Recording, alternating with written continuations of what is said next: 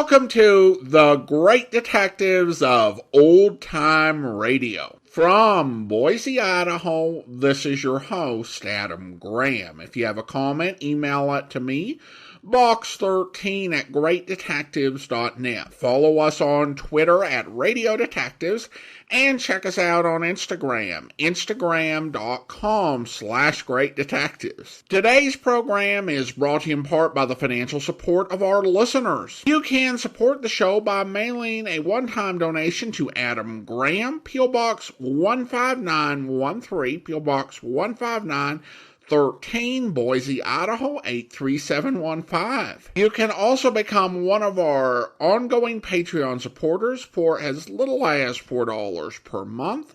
And I want to go ahead and thank Rose for becoming our latest Patreon supporter at the Shamus level of $4 or more per month. Thank you so much for your support, Rose. Now it's time for this week's episode of Tales of the Texas Rangers. The original air date is August the 31st, 1952, and the title is Misplaced Pearson.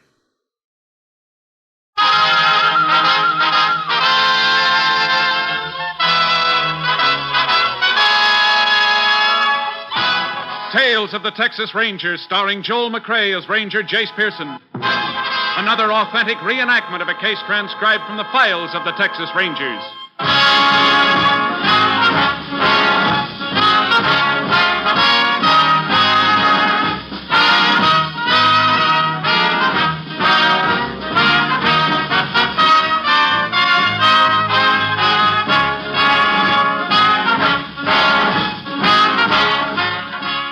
Names, dates, and places in the following story are fictitious for obvious reasons. The events themselves are a matter of record.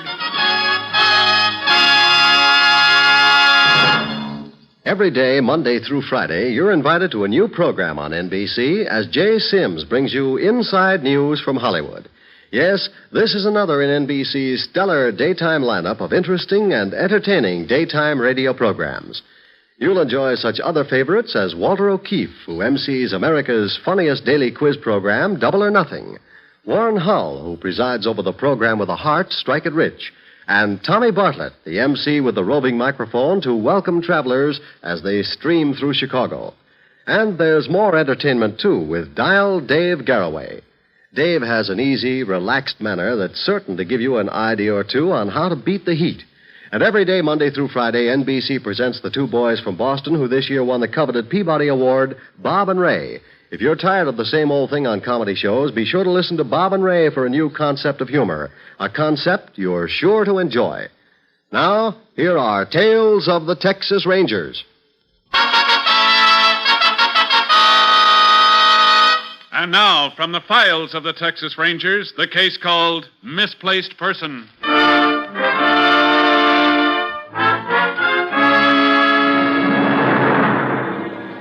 It is 1:30 p.m., Tuesday, November 6th, 1949, near Stockville, Texas.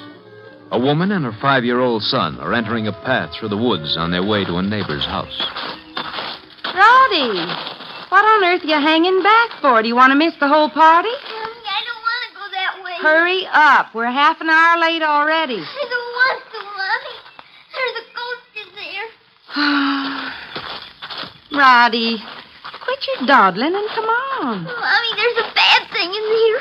I'm scared. Now, honey, ever since Halloween you've been imagining things. I told you there's no such thing as goblins and boogeymen. Now, come on, dear. But I saw it, Mommy. Oh, Lammy, there's nothing to be frightened of. Your mommy's right here with you, isn't she? I don't want to go this way. Now, Roddy, we can't be a baby all our lives, can we? Now, come along, honey. I don't want to go to the party. Roddy, you're just letting your imagination run away with you. Where is the thing you saw? It's in the bushes. Over there. Take hold of Mommy's hand. That's right. Now, show me where it is. I don't want to. Come on, Roddy. Mommy wants to show you that there's nothing to be frightened of. Is it over that way? Yes. All right. I'll show you. Come on. Uh-uh. Ghosts and goblins are just make-believe, honey. You don't want to grow up to be a scaredy cat, do you? No. All right, then. You just show Mommy where it is. It's right over there. By that bush? Now, Mommy will prove to you that it's all your imagination. There it is, Mommy. Where? Right there. See? Oh!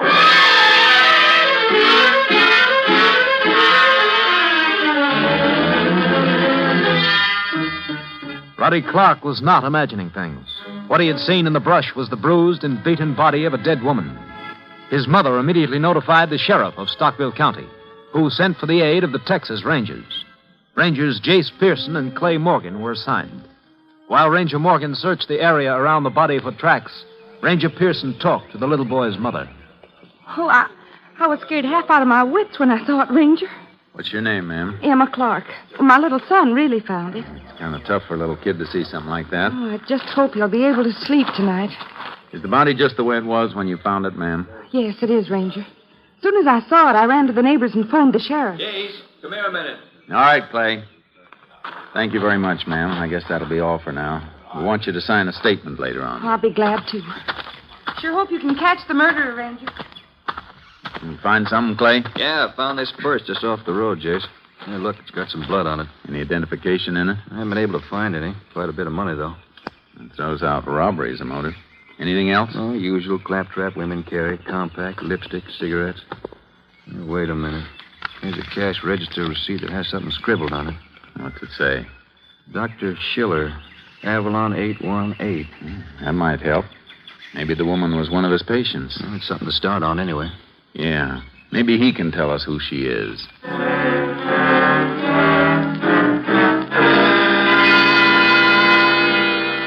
We checked with the telephone company and found that Avalon 818 was the telephone number of a trailer court just outside Corpus Christi. We called and found that a Dr. Schiller lived there. We talked to him and asked him to meet us the next morning at the funeral parlor in Stockville. At 10:30 the following day, we were checking over the woman's clothing in the waiting room of the mortuary when a thin, erect man walked in. Dr. Schiller? Yes? I'm Ranger Pearson. And this is Ranger Morgan. How do you do? Howdy. Have a chair, Doctor. Thank you very much. We sent for you, Dr. Schiller, because a woman we think you must know was found murdered yesterday. How shocking. Who is it? We don't know. But your name and telephone number were scribbled on a market slip found in her purse. Oh, that's even worse, isn't it? Have you ever seen this purse before, Doctor? No, I don't recall that I have. Here's the market slip. May I see it, please? Sure. Extraordinary. Yes, it is my number, gentlemen. Do you recognize the handwriting? No, sir, I do not. Are you practicing in Corpus Christi, Doctor? Oh, no. I wish that I could practice here. But you see, I've come to America on a quota. Just recently. I'm not yet a citizen. How long have you been here? I left Vienna 6 months ago. Are you an MD? Yes, for many years. You see, I was in psychologie clinique. I'm not much of a linguist, Doctor. Would you, Excuse me. Clinical psychology. I was with Dr. Young at Zurich. I see. Doctor, do you have any idea how your number got into the dead woman's purse? None whatsoever. How could I, when I have no idea to whom this purse belongs? I think perhaps you'd better take a look at the body. You might recognize the woman and be able to tell us something. It is possible.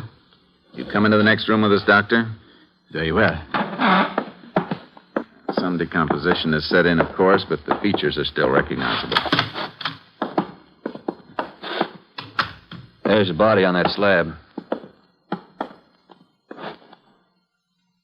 She must have been frightened when she died, judging from the muscle tension. Yes. Well, Doctor? I'm quite positive, Ranger Pearson, that I have never seen this woman before this moment. You think someone else gave her your name and number? Perhaps. Can you think of anyone who might have? No, I'm sorry. I'm quite mystified. Well, thank you very much, Dr. Schiller. We have your name and address, and we'll send for you again if we need you. Do, by all means. I should be happy to be of any assistance that I can. Thank you. Goodbye, sir. Good day, gentlemen. Well, where do we go from here, Jace? Looks to me like a long, hard night digging into the files on missing persons.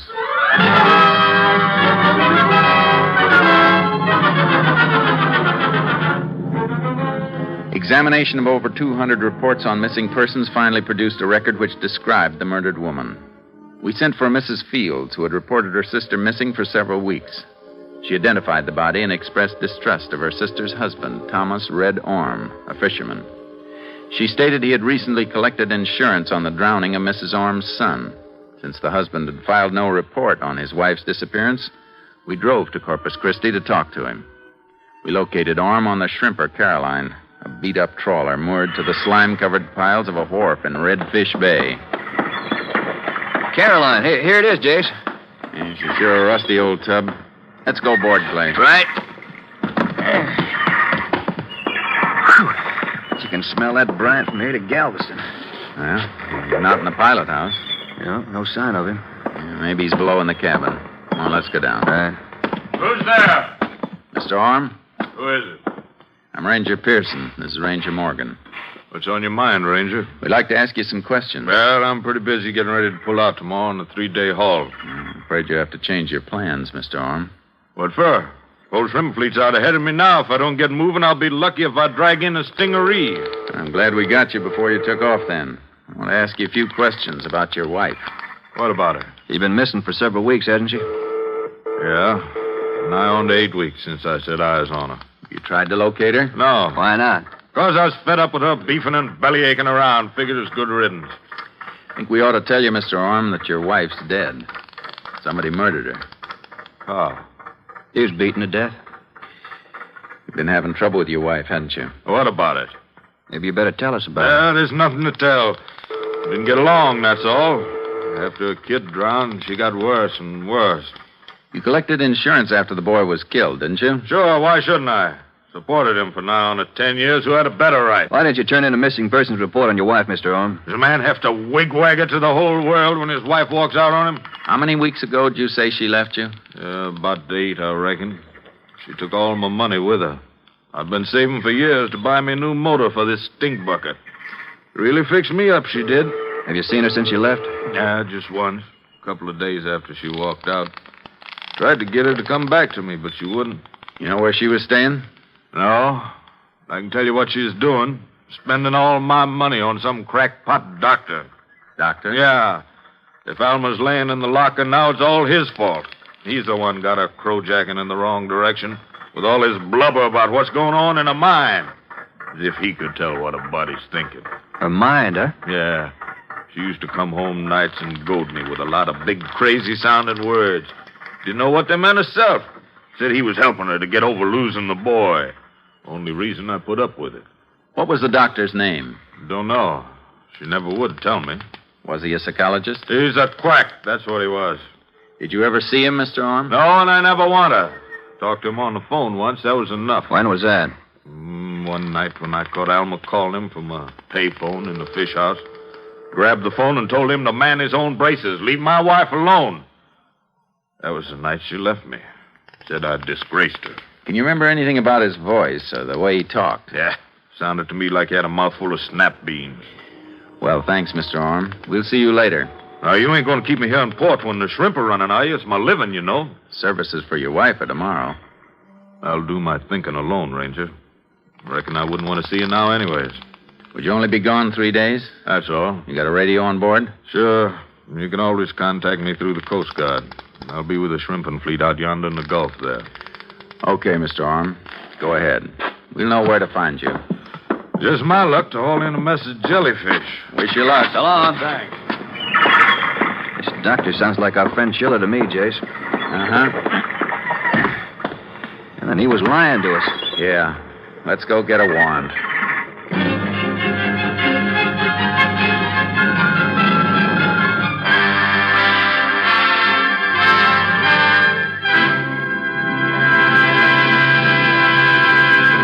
In just a moment, we will continue with Tales of the Texas Rangers, starring Joel McCrea as Ranger Jace Pearson. This long Labor Day weekend means a glorious holiday for millions of Americans. But it also means death, injury, heartache, and grief for several hundred of the throng. Since Friday evening, more than 40 million automobiles, one for every 4 persons in the United States, have been taking to our nation's highways. So today and tomorrow, as you drive, please be careful. If roads are slippery from rain or crowded with returning vacationists, the safe speed is much slower than the posted speed limits. drive safely. Drive in accordance with road conditions, for the life you save may be your own. And when you reach home safely tomorrow, once again remind yourself that school starts this week in many localities throughout the nation. 4 times a day beginning this week, these school children will be walking to and from school. Watch for children whenever you drive. A child may dare, so drive with care. Now, the second act of Tales of the Texas Rangers.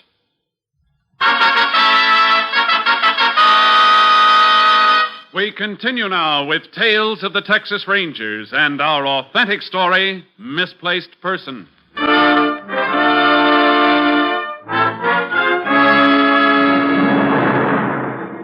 We got a search warrant and headed for the court where Dr. Schiller lived.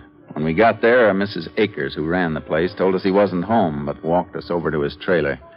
We wanted to get a little background on Schiller, so we let her rattle on about the doctor. You see, it ain't often an old shoe like me get a chance to talk to a famous Viennese psychiatrist like Dr. Schiller. I suppose not. Yes, ma'am. Besides, it sure is gratifying to have one four-wheeler in here that ain't loaded with up-teen kids. Oh, this is it, Rangers. How long has the doctor's trailer been parked here, Mrs. Akers? Oh, about 4 months, I reckon. And, Ranger, in that short time, I've learned things about myself. What I mean is the doctor's brought out the inner someone that's really me. You mean he's been telling you what goes on in your mind? Yeah. You see, I used to fool myself all the time. Used to rationalize, sublimate, all them defense kind of things. Now I've just thrown away my inhibitions. I'm beginning to look life square in the eye. It's bleak, but rewarding. I see. How long has Dr. Schiller been helping you, Mrs. Akers? Oh, most ever since he came, I guess. Of course, psychoanalysis is just exhausting. But when I think of all the years I thought cooking was my primary urge, well, I didn't even know what a libido was in those days. How much does Dr. Schiller charge you for these treatments, ma'am? Lands, he don't charge me anything. I just give him a check once in a while for his relief fund. Relief fund? Yeah. See, doctor's always thinking about them poor, misplaced persons wandering all over the map of Europe. Likes to send them over money for shoes and grub for their knapsacks and all. Has the doctor any other patients, Mrs. Akers? Well, I told you, he ain't practicing. Just likes to unscramble a few friends of his out of the kindness of his heart. Mrs. Akers, this picture's from a missing persons file. You ever seen this woman in your trailer court? Let's see. Oh, yeah. Oh, that's Miss Orm. She's a real good friend of Doc Schiller's. Used to come see him right often. When was the last time you saw her? Oh, it's been quite a spell now. A month or two anyway. Must have left town, I reckon. Well, thank you, Mrs. Akers. I reckon we'd better go in now, Clay. Yeah. Oh, I told you the doctor was out, Ranger. We have a warrant, ma'am. Warrant? He ain't in any kind of trouble, is he? We don't know yet. You want to come in with us? I can't. I got to get back to dice my hand, but you go right ahead, Rangers, because I'm dead sure Dr. Schiller's got nothing to hide. Thanks very much, ma'am. Seems like there's nothing much in here but books, Jace. Most of them are foreign. Have a look in that desk over there. Yeah. Look at this address book, Clay. Find something? Yeah. Here's Alma Orm's name and address. Here he is, Jace. Good evening, gentlemen. Is it an old American custom to make calls when the host is not at home? We have a warrant to search your trailer, Doctor. So, well, I see that you've already found what you want. That's right, Doctor. I thought you told us you didn't know Mrs. Orm. As I recall when I talked to you, you did not know her name. Is it not so? That's true. When you looked at her in the funeral parlor, you said you'd never seen her before. Come on, let's not waste time, Doctor. We have evidence that she came to your trailer often. Quite right. So she did. And you must have recognized the body. Yes, I recognized Mrs. Orm, but I did not wish to be questioned as to what I know about her. Why? Because in my profession, such information is confidential. Even when she's dead? Of course. I'm afraid we can't go along with that, Doctor. We're investigating a murder. As far as ethics are concerned, what about your practicing without a license? I do not practice. I listen to the troubles of a few friends of mine, that is all. But you received money from them. Yes, I did. But not for myself. For those persons aboard who have to stare into the rubble of their home and trudge on, the memory dragging down on their backs.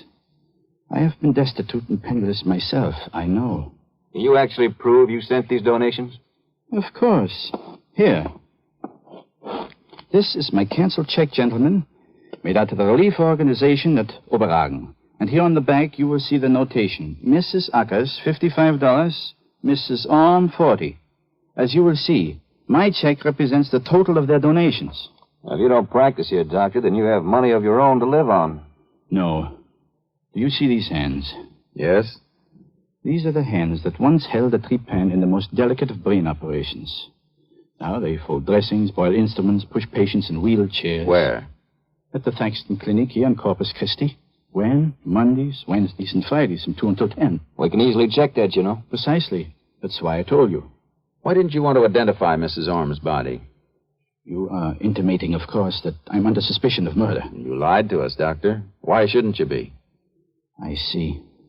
We want to know why you lied to us. Now, Dr. Schiller, I asked you a question. All right, gentlemen.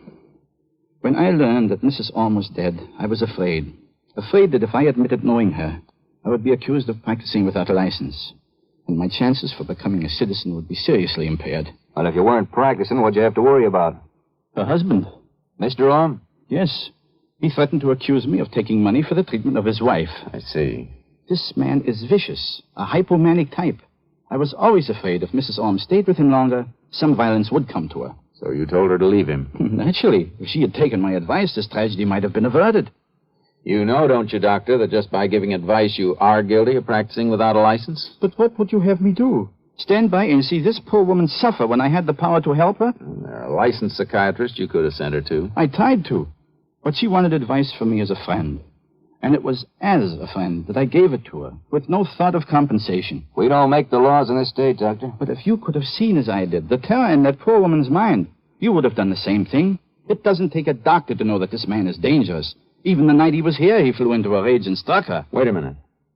You say you've seen Mr. Orm? Certainly. When? The night he came here to my trailer and threatened to accuse me of illegal practice. Mr. Orm said he'd never met you. The man nearly strangled me. There was a shameful scene on the steps out there. Anybody else see you with him? Of course. He must have aroused the whole trailer court.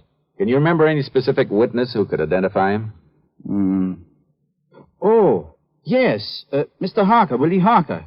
He lives down there in the last trailer. What was the date of all this, Doctor? It was the last time Mrs. Orm visited me. Let me look on my calendar. Let's see here. Yes, it was October 3rd, about 5 weeks ago, I should say. It checks pretty closely with the approximated date of the murder, Clay. Yeah, that's what I was thinking. Did Orm take his wife with him when he left here? Yes, I was alarmed for her safety. Looks like you had good reason to be. You know, don't you, Doctor, that we're going to have to check up on all these things? I hope you will. Why don't you come along with us while we talk to Willie Harker? Of course, gentlemen.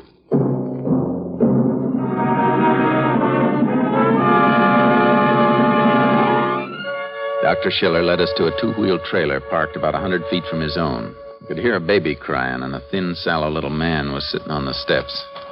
When he saw us coming, he got up quickly and went inside. Was that Harker? Yes, that is he. Mr. Harker? Yeah?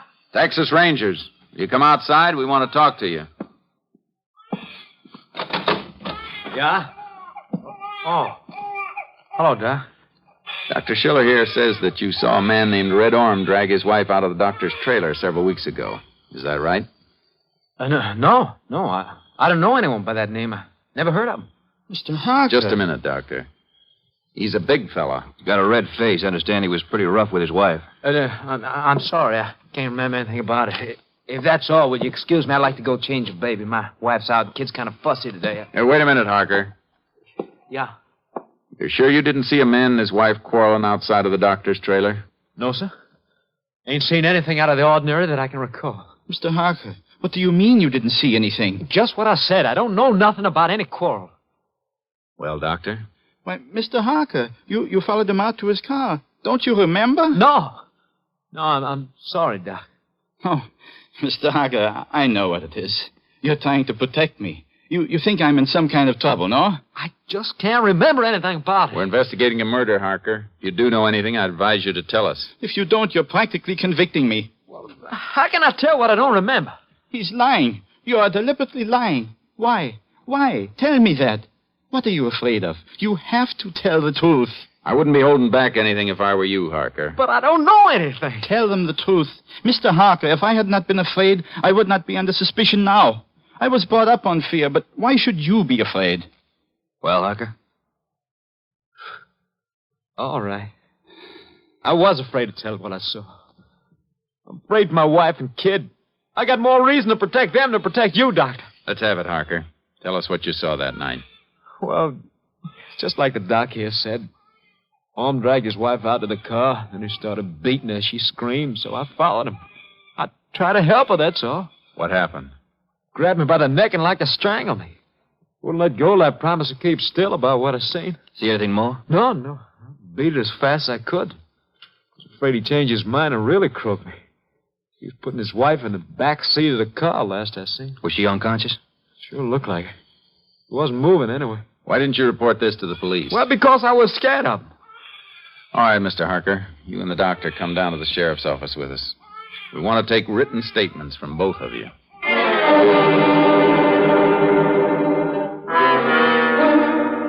We took the statements of the doctor and Willie Harker. While Red Orm was still at sea, we located his car. There were bloodstains on the floor of the back seat. We took these to our lab in Austin for examination. The stains matched Mrs. Orm's blood type. We headed back for Redfish Bay. When we reached the wharf, the Caroline was riding at her moorings. There he is, Jace, up forward, drying his nets. Hey, Orm. Who is it? Texas Rangers. Fellas got that quack doctor yet? Yeah, we talked to him. Weazened up little crawfish. I'd throw him back if I caught him. What'd you do, lock him up? Not yet. So the killer's still walking around loose, is he? Yeah, he is. Say, what's eating you? What do you stand there glaring at me for? I thought you said you'd never seen Dr. Schiller. I ain't, and if I ever do, I'll beat the tar out of I think you've done about enough beating. What do you mean? You were seen dragging your wife out of Schiller's trailer, Orm, the night she was killed. Yeah? 2 witnesses saw you hit her. That's a lie. No, it isn't. We even found blood on the upholstery of your car that matches your wife's. Why, you sneaking lubbers snooping around my digs while I'm out at sea. I'll throw the both of you off here. I wouldn't try it, Orm. Put out your hand. I'll douse your glimpse for you. That's Jace! Told you not to try it. Get up now. Give me the cuffs, Clay. Here, Jace. Ain't gonna get me for murder. Because I didn't mean to do it. I just wanted to teach her a lesson. You did kill her then. No, I just got sore and I struck out at her. And when she wouldn't answer me, I got madder and madder. You better come along, Orm. You can't blame me for this. She had it coming to her. She had it coming to her. Suppose we let the court decide that. Come on.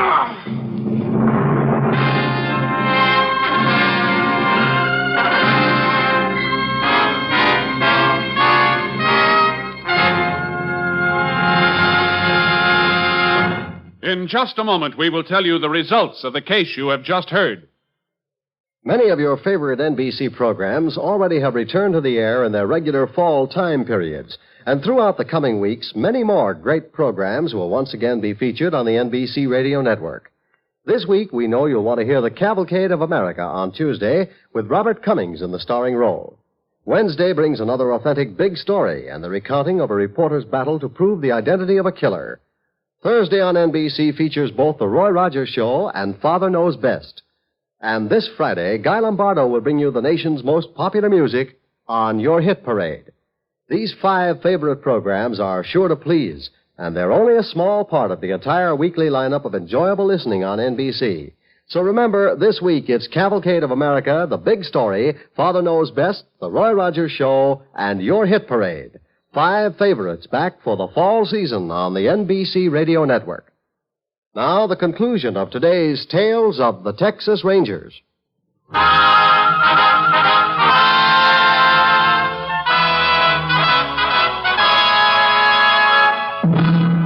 And now, here are the results of the case you have just heard.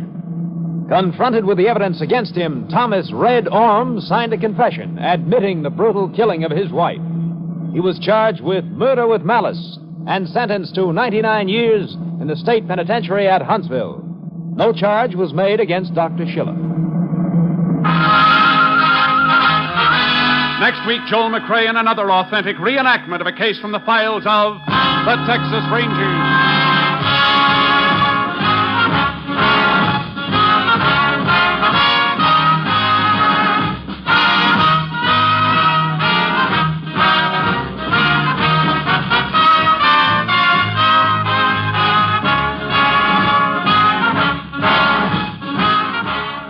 Joel McCrea is currently seen in San Francisco Story, a Warner Brothers release.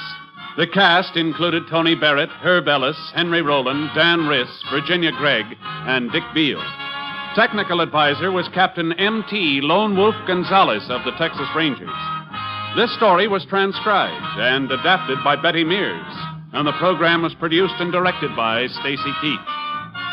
Tales of the Texas Rangers is heard overseas through the worldwide facilities of the Armed Forces Radio Service. This is Hal Gibney speaking.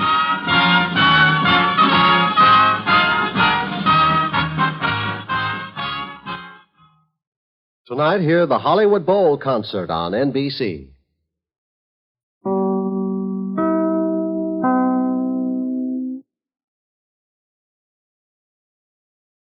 Welcome back. A good, solid episode. And it raised, but didn't really address, an interesting question of how much mental health advice someone can give without being guilty of practicing without a license. Given the amount being provided online, if you got really strict with the enforcement, I think you'd have a lot of prosecutions. But I guess that depends on where that dividing line is, as well as the interest in prosecuting it, which wasn't there. I definitely felt for the mom at the start of the episode, because as a parent, you've got to help your child learn to navigate the world, to take on challenges, and to be confident. And I can't help but think that that entire incident was a bit of a step backwards. Now, dear, you don't have anything to be afraid of. Well, last time you told me that, we found a dead and you screamed like you were in a horror movie. I mean, I'm sure she'll get past it, but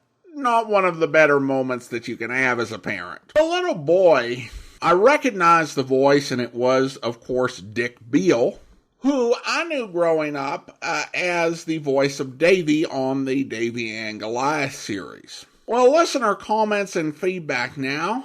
And we received a message from Rose, who writes, I really enjoy your show. I've been listening to yours truly, Johnny Dollar, ever since a college student told me about it 8 years ago.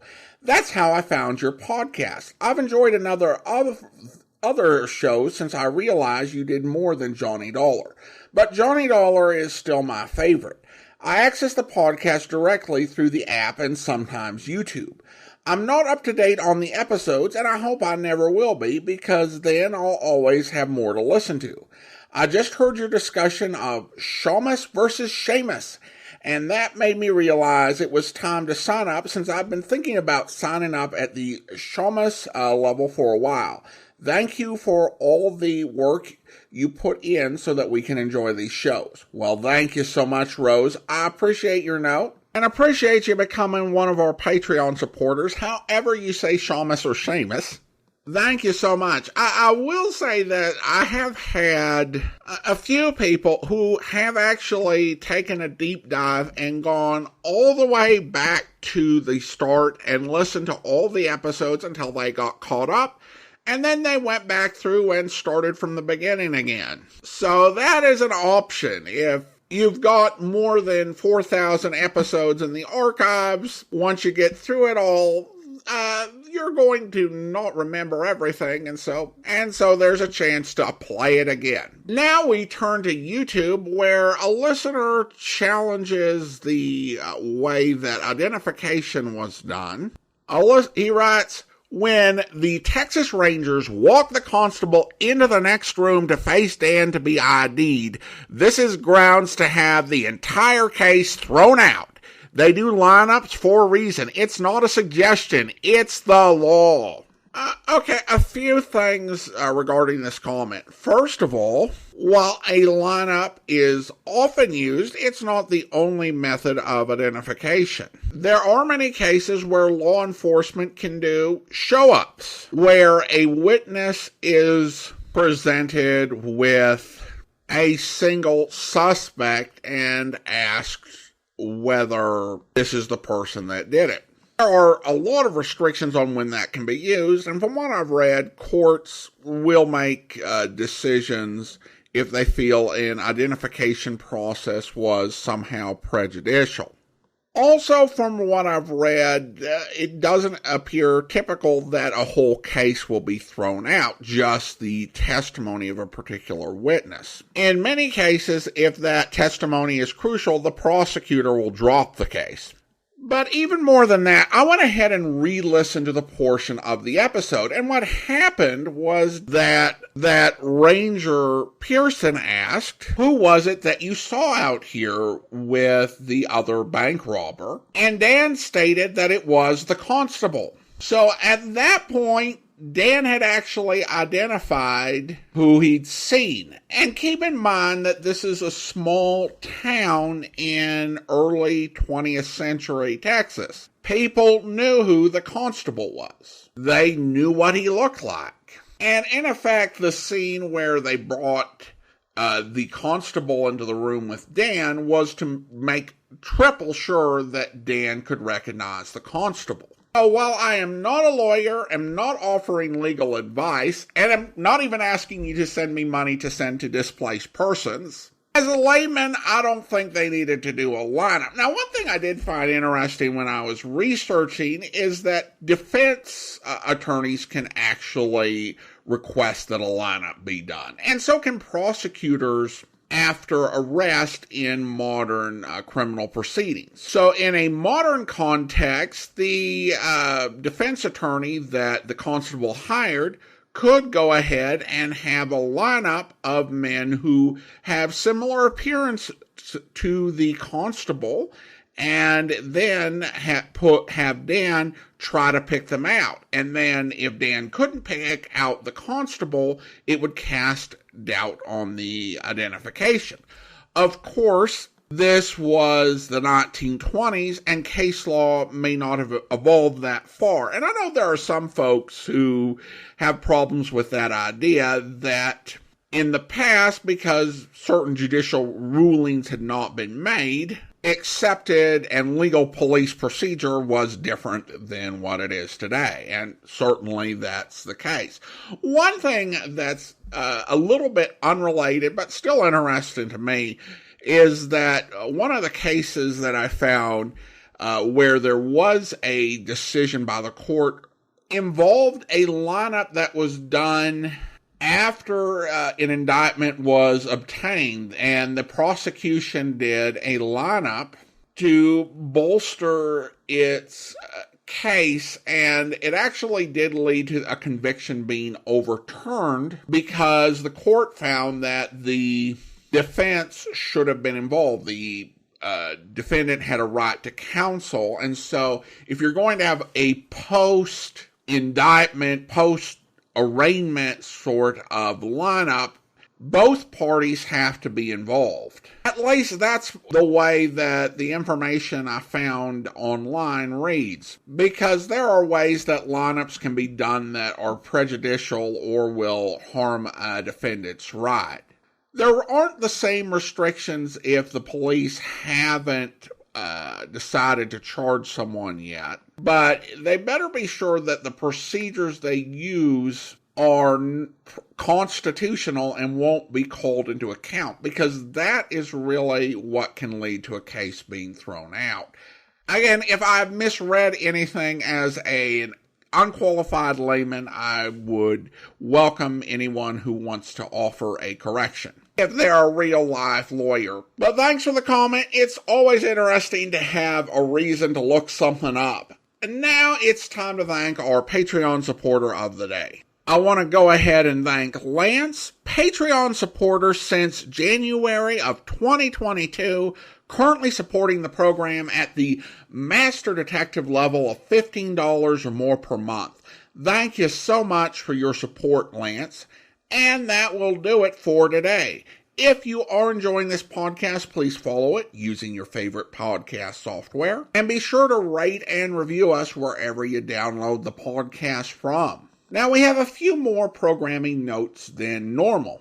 At this point, I'm taking a recording break. So next week, we'll feature a series of encore episodes from our archives. And so the Tales of the Texas Rangers will return next Saturday. and tomorrow starts our encore presentations. On Monday, we hope to launch our Volume 2 podcast feed at volume2.greatdetectives.net with our Season 4 commentary. And then we will continue through Season 4 with a week's worth of episodes being placed for 4 weeks, and then 4 weeks of episodes being posted for the next 12 weeks to conclude the 4th season, and then we'll continue in the same manner through seasons 5 and 6. We'll also be concluding our Volume 1 feed, which collects the first 3 seasons, on Sunday, July 17th, and then as of then, you will be able to listen to the entire first 3 seasons with your podcast player at volume1.greatdetectives.net. And then public domain video theater will return on Sunday, July 17th. And of course, our regular lineup resumes on Monday, July 18th. In the meantime, do send your comments to box13 at greatdetectives.net. Follow us on Twitter at Radio Detectives and check us out on Instagram, instagram.com/greatdetectives. From Boise, Idaho, this is your host, Adam Graham, signing off.